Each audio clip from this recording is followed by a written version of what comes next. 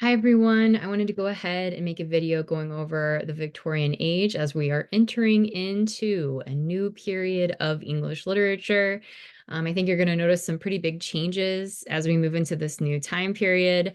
So basically, when we look at the Victorian Age, we're basically talking about when Queen Victoria was, ruling over England. So that's going to be 1837 to 1901. And so this is going to be kind of peak British Empire, especially towards the 1860s. This is going to be when England is really taken over much of the planet. So many countries that we think of today maybe don't even associate with England. They had colonized, right? They had occupied and were taking resources from.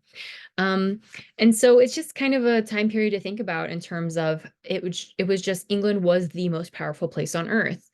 They had much of the world's wealth. They had taken over London had taken over Paris as like the major city on the planet. Um, and so it's just kind of something to think about. The other thing to be thinking about is in England, the landscape was really changing as people were spending less time uh farming, right? Farms were still of course important, but people were moving into cities. Cities were becoming much more populated and people were working for factories, mines, manufacturing instead of farming and kind of working land.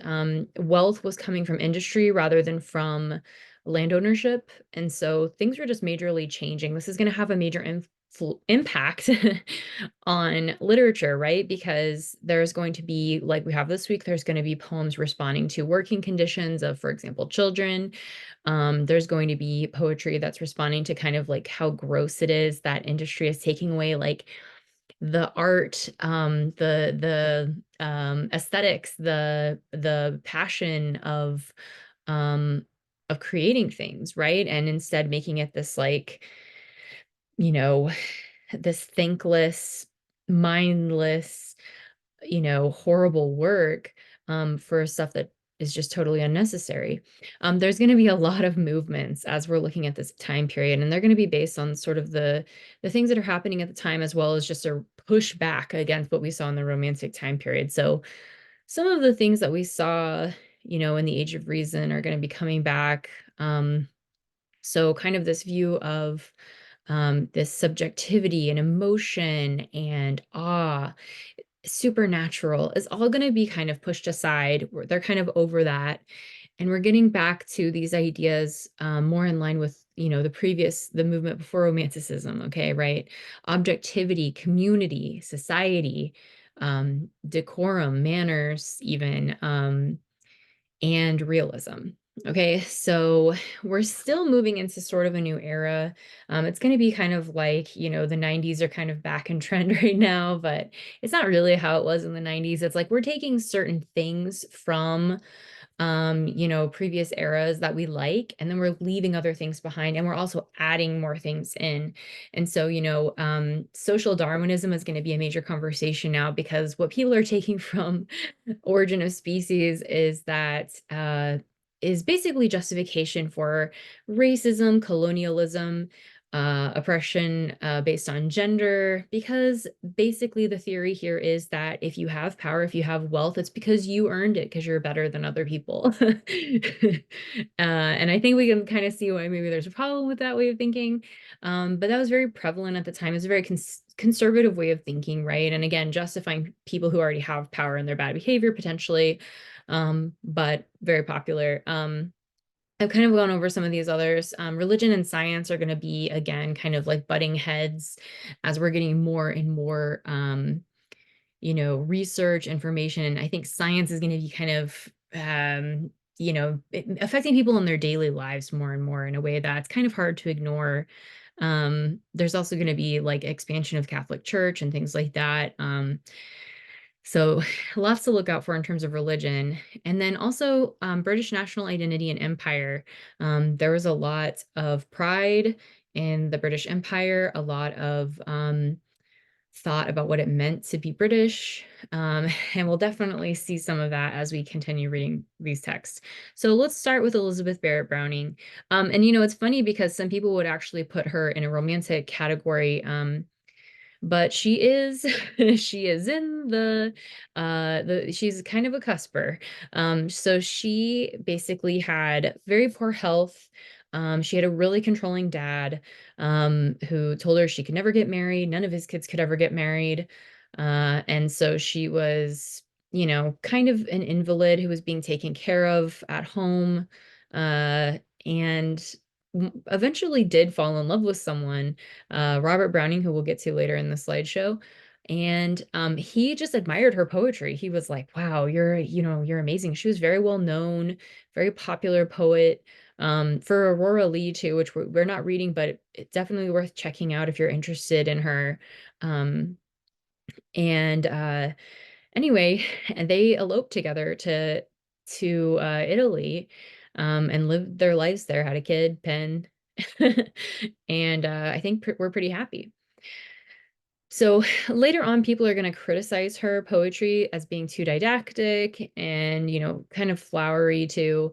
Um, but I think now we have a little bit more appreciation for what she was doing, and we can see things like when we look at Cry of the Children. I mean, I'm not gonna lie, this isn't necessarily like my favorite poem to read.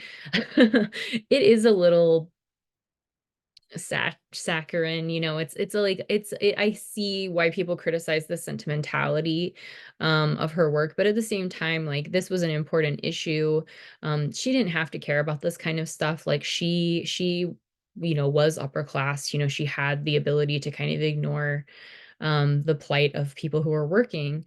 And she just wasn't interested in doing so, right? And so when she saw that there were some parliamentary reports on child labor in mines and factories, and she was like horrified, wrote a poem about it, and it's drew more attention to this issue, and it seems like it made some change. That's at least the speculation. If we look at the poem, it starts with a line from Medea, which, if you've read Medea or if you're familiar with mythology, you know that she kills her children. So when she says, "Alas, my children, why do you look at me?" Um, she's saying that right before she kills her children. So there's kind of, I think, maybe like a guilt, maybe a hidden evil intention. And so it's a very interesting quote. Throughout the poem, she's referring to England as the country of the free and our happy fatherland, which has a strange incongruity with the really kind of gross concept that she's talking about with these working conditions of kids. Like, is this such a great free country if this is what we do to the children, where they don't even know what a flower is?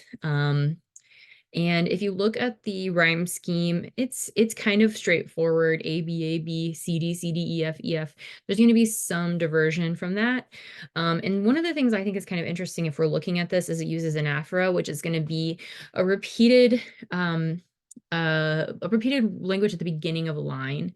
And so we see this with speeches a lot. So if you look at like speeches by like Martin Luther King, like I Have a Dream, or if you look at Abraham Lincoln speeches, like some of the most famous speeches in history are going to use this as a technique. It's very effective. It's very catchy, and it's very memorable.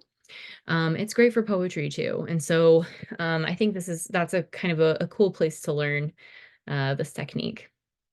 Okay, so we're moving on to Tennyson. So Tennyson is going to be kind of a big deal. He's kind of he takes over the poet laureate, the British poet laureate from Wordsworth when Wordsworth dies. 1850, I think, is the year that he officially gets this. And by the way, Elizabeth Barrett Browning was nominated for that. So like Barrett Browning, he also is one of 12 children. He also has a dad with some major kind of abuse issues. He's has a very difficult childhood, and he is able to kind of escape that when he goes to Cambridge, and joins a society, makes best friend with um Arthur, I can never remember his name, Arthur Hallam. And then Hallam, he dies. I think he's 23 years old when he dies. It's sudden, it's unexpected. And, as you can imagine, Tennyson is sad to lose such a close friend. And it was also supposed to be his brother-in-law, which never happens. So it's a very sad story, he has a very sad start. And I think we can kind of feel some of the sadness in Ulysses. Ulysses is a character you might know as Odysseus. That's what I usually call him. Um, but this is going to be a character, right? So it's not from Tennyson's perspective. We're not having that subjective romantic poet anymore.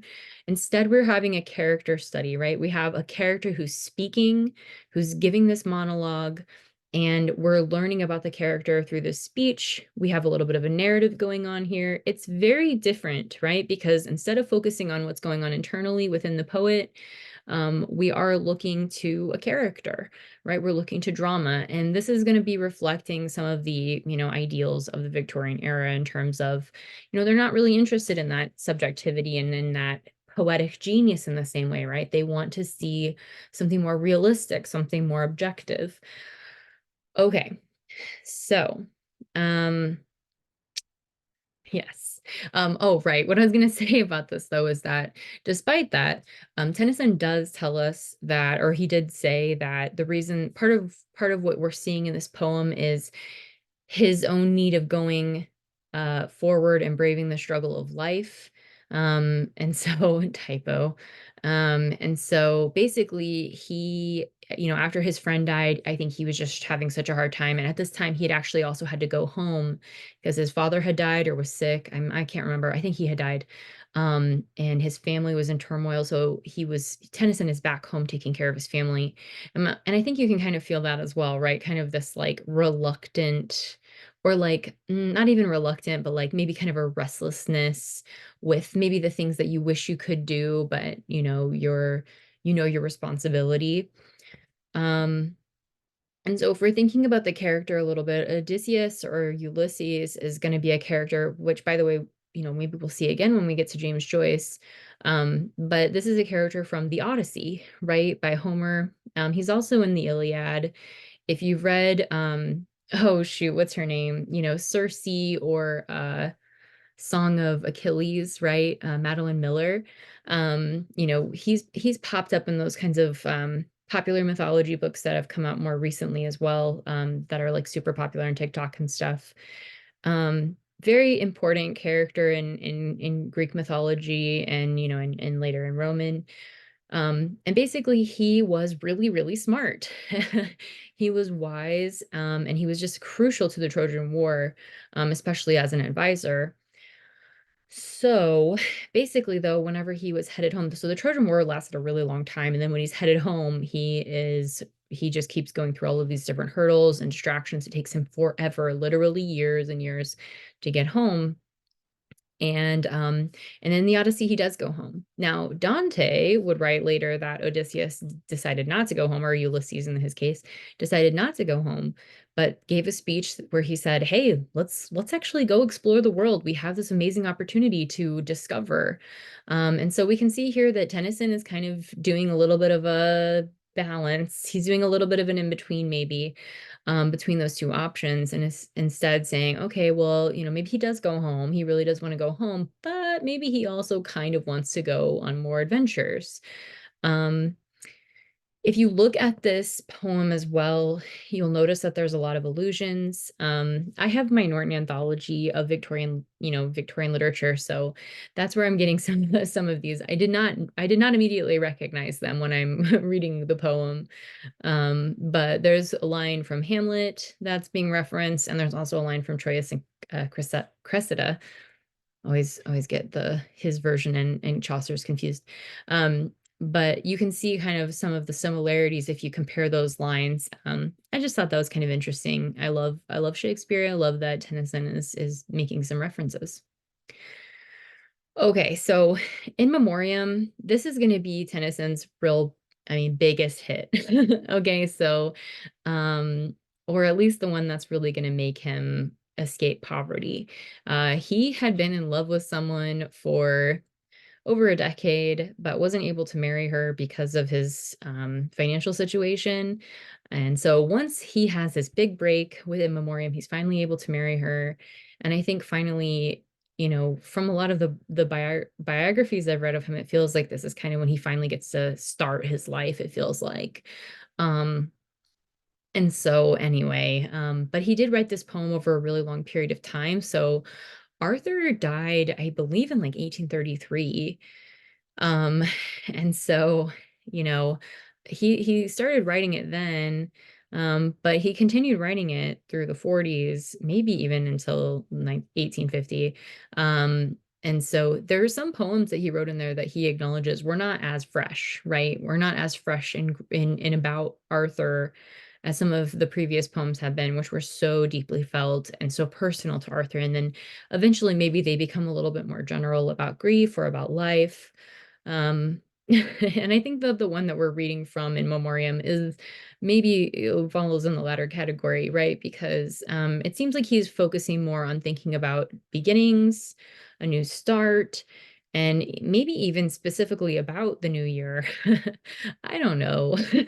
I don't know if that's too specific, but it is a song that is sang at New Year's celebrations. And if we look at some of the lyrics in there or some of the lines, you can see how they are kind of it seems like built for a New Year's song, right?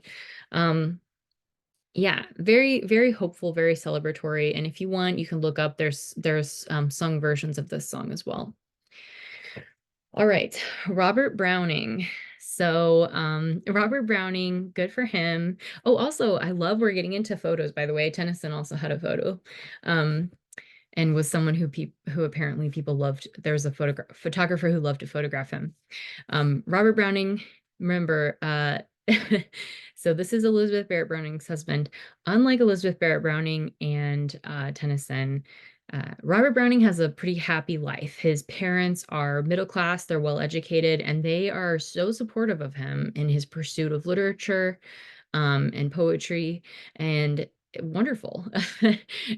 He ends up, being married to one of the most famous British poets, Elizabeth Barrett Browning, living with her in Italy after they've eloped. And when she dies in 1861, he moves back to England, and it's around that time that he actually starts to become, kind of make his own name a little bit more. And what's kind of funny about him, if funny is a weird word, but what's kind of funny about him is that a lot of his poems, most famous poems, or maybe not a lot of, but several, the most famous poems that I've read of Robert Browning that I've had to read for classes or that have been on tests that I've taken, like the GRE literature or whatever, are the ones about men who've murdered women. Okay, which gives me pause, but I think that if you read these poems, you can see how he seems to be very much sympathizing with the woman in that perspective. It doesn't seem like he's like um sensationalizing that or anything. It seems like he's really shocked by how men control women, how they objectify women. And so I think we can really see that in My Last Duchess. Um, Couple of things here. So this is another dramatic monologue. This is going to be spoken by the Duke of Ferrara, and it's an ekphrastic poem, meaning that it is describing a work of art and kind of engaging with that art. So we also saw this previously with Ode on a Grecian Urn. Um, and so here, what we're talking about is a portrait. Now, this is a real portrait that Robert Browning has based this poem on, and it's of Lucrezia de Medici. So she was married to someone, I think actually Ferrara was this person's name, and when she was 13, and I think she died when she was 16, and it's like kind of unknown. They say it's an illness, but there was speculation that she had been poisoned, and Robert Browning is clearly going with that kind of a speculation when he's writing this poem, right? So, and it's okay if you didn't kind of pick up on this while you're reading the poem, because it isn't direct.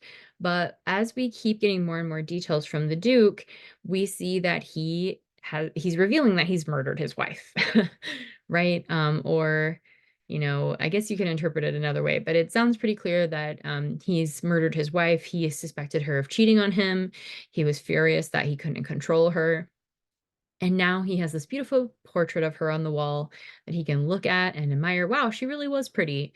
On to the next. Already has plans to marry somebody else, possibly somebody newer, I mean younger, and more beautiful and more obedient. It's pretty upsetting. If you read Porphyria's Lover, this is another one that is going to be about, well, I mean, spoiler alert, but it's going to be another one that's about someone who murders a woman that he loves or has a relationship with. And I think both of those poems, especially if you compare them side by side, which I know is one of the discussion word prompts, you can really see um, how this form works, right? We're kind of getting an indirect confession potentially. I think in Porphyria it's a little more direct. But it is also, like I was saying before, I think this is clear that this is something that Browning really cares about as a subject, and I think potentially even inspired by Elizabeth's dad, right, who was so opposed to the marriage that they had to run away. Okay, finally, our last reading this week might feel like a little out of left field, but it's John Ruskin's Stones of Venice. And this is honestly one of my favorite readings that I did in English literature. And I just wanted to give you like a little snippet of it that's very commonly cited and referenced. And so the part that I kind of cut out is, or that I found, I was lucky enough to find just a page of it, um, is about glass beads and the production of glass beads and why it's a waste of time and how it is such a exploitation of labor. You're making people do this like horrible, difficult labor, but also just kind of mindless and boring and unfulfilling for the sake of something that doesn't need to exist in the first place. Okay. And so what we see here is John Ruskin really pushing back against this industrialization, mass production. Um, he talks about, and I can't remember for sure. I think he talks, oh yeah, in his rules in this selection, he's talking a little bit about copying as well. And I think we could see how, even today, how industrialization and mass production can lead to copying.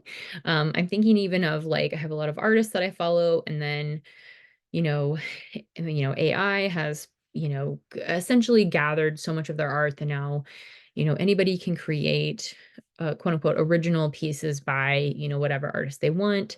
You can get, a slightly different version of a t-shirt from some of these people, some of these artists who they've created their own original t-shirts, but now you can buy a different version of it, sometimes even from Target, and so there's definitely a dark side to all of this productivity that England's getting. And it really does get worse when we start looking at it as an empire in the colonies.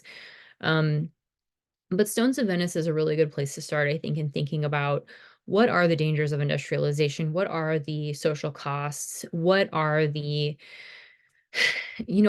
things to fight for in terms of art? And uh, does technology, how might technology affect art? How might something like capitalism and greed affect the kind of art that we get to make, or get to buy, or that we even want in the first place?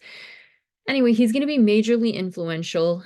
And so, if you're interested in learning more about some of these people, we're not going to get to spend a ton of time talking about them, but William Morris is one, somebody who was a maker. He did he created things, and he was very influenced. He was a student of Ruskin, and he was also really influential to the Pre-Raphaelites, who are going to be these really aesthetic, um, you know, uh, philosophy people, and artists. All right, everyone. I hope this was helpful. Have a great week, and let me know if you have any questions.